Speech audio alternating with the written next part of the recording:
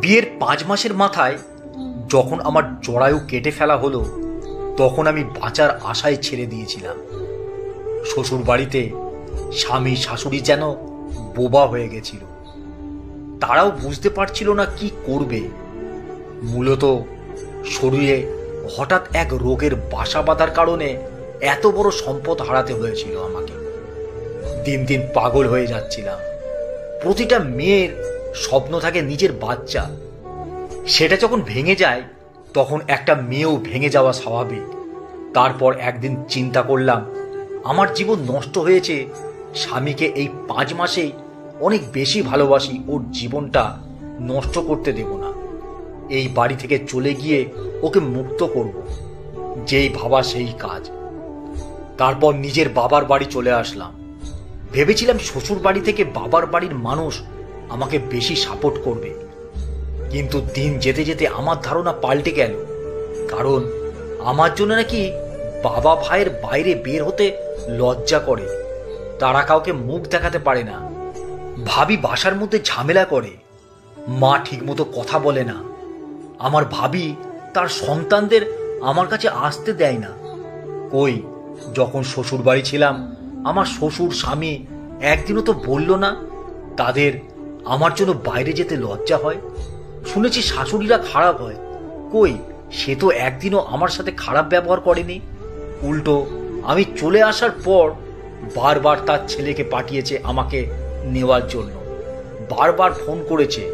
আমি বলেছি যে আমি তাদের জীবন নষ্ট করতে চাই না।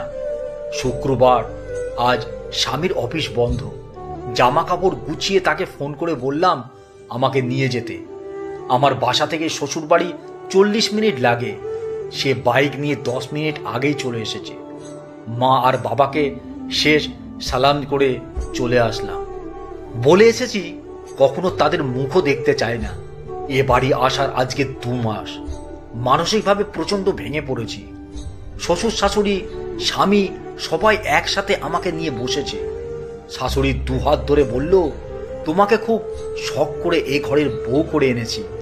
সন্তান জন্ম দিলেই যে মা হওয়া যায় না, কিন্তু না, আদর ভালোবাসা দিয়ে ছোট থেকে পেলে পুষে বড় করাটাই মূলত প্রকৃত মায়ের প্রকাশ। বাচ্চা তো রাস্তার পাগলিও জন্ম দিতে পারে। তুমি চিন্তা করো না, এসব নিয়ে আমাদের পরিবারের পক্ষ থেকে তোমার উপর কোনো প্রেশার করবে না। তুমি এতিমখানা থেকে একটা বাচ্চা নিতে পারো। শাশুড়ির দিকে তাকালাম। ভাবছি শাশুড়ি এমন হয়? ঠিক রাখতে পারছি না নিজেকে। তাকে শক্ত করে জড়িয়ে ধরলাম। এমন শাশুড়ি কয়জন পায়? এতিমখানায় আমার স্বামী বলে রেখেছিল ছোট বাচ্চা নিব আমরা। তারপর সময় এলো আমাদের সন্তান ঘরে আনা। ছোট্ট এক মেয়ে, আমাদের মেয়ে আসলো। আমার শাশুড়ি আদর করে নাম রেখেছে ফুলতা। সবাই খুব ভালোবাসে ওকে। তারা বুঝতেই দেয় না যে এটা তাদের রক্ত না। আমার মেয়ের বয়স 12 বছর। সে এখনো জানে না তার আসল পরিচয়। আর আসল পরিচয় বলতে কিছু নেই। সে আমার মেয়ে, আমাদের মেয়ে।